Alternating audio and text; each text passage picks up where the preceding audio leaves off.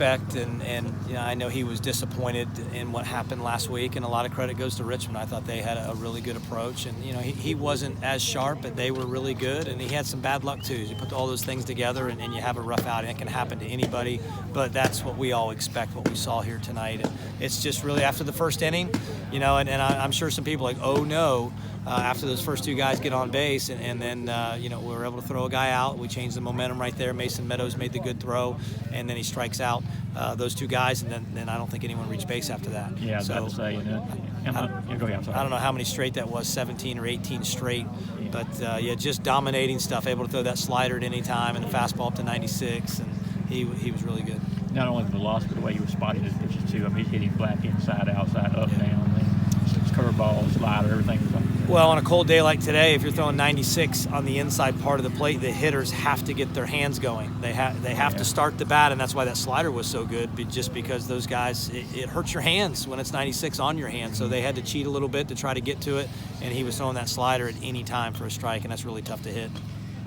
He said he kind of came in today mad a little bit after what happened last week. How did that benefit him, leading up to the start and, when he was on the mound today? Well, he's got a chip on his shoulder for sure, and he always feels like he's got something to prove. He wanted to go back out there in the eighth. He doesn't get mad at me, but he gets upset, and he wanted to go back out, and I told him next week we'll go back out. We'll just make sure that we're going to take care of it and keep that pitch count where it was. 86 pitches was where we needed to be with him.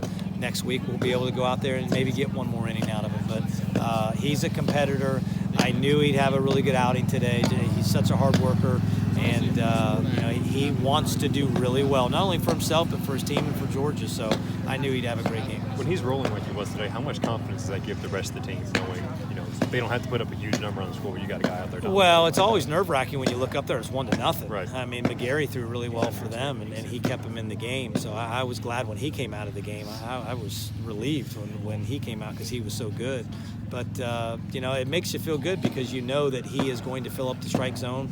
No walks. It's really tough to score against anybody if you're not walking anyone. And our hitters did a really good job as we got later into the game. I think we drew 9 walks and were able to get some runs across the board that way. Not just the patience at the plate, but also looks like they're taking a relaxed approach at the plate as well. I mean, guys are really not trying to do too much. Yep. Just put the ball in play. Well, we just call it grinding at bats out. If you're grinding at bat out, that means you're not swinging necessarily at the first pitch. You're able to go deep in the count. You're able to foul some pitches off. You're able to draw a walk. You're able to do something to make something happen and put some pressure on that defense. And I thought our guys, once we got through about the 5th inning, I thought our guys were much better. Tucker Bradley, he's taken the 3 RBI game through 5 contests this year. I know you put him in that 3-hole. You were hoping and expecting, I guess, he was going to become that guy. He's a really good baseball player, and that was a really tough blow for us last year. We felt like last year he could have been our best player with Aaron Shunk and L.J. Talley and Tucker Maxwell, all the great players that are no longer here that were on that team last year. We felt like Tucker Bradley could be our best baseball player, and it really stunk when he got hurt and missed the season. But I think everyone's seeing what kind of player he can be. He's been waiting for this to happen. He's been waiting for this season to get here.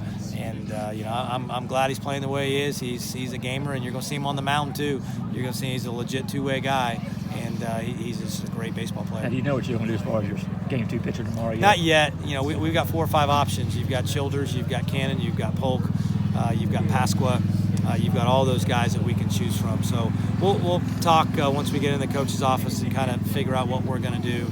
But, we feel like we've got a lot of options. It was great to see Logan Moody go out there and give us 2 good innings, and that's 13 guys that have thrown for us so far. And, we feel like that we've got a lot of depth. And Randon got into bat today. Is he ready to get back out on a regular basis, you think? Yeah, he hit a little bit yesterday, and then he took batting practice today and felt really good. If you saw his bat, it had a little bit of a cushion on his bat. And they've got a lefty going tomorrow. So as long as he wakes up tomorrow morning feeling good, Randon Jernigan's probably going to start tomorrow.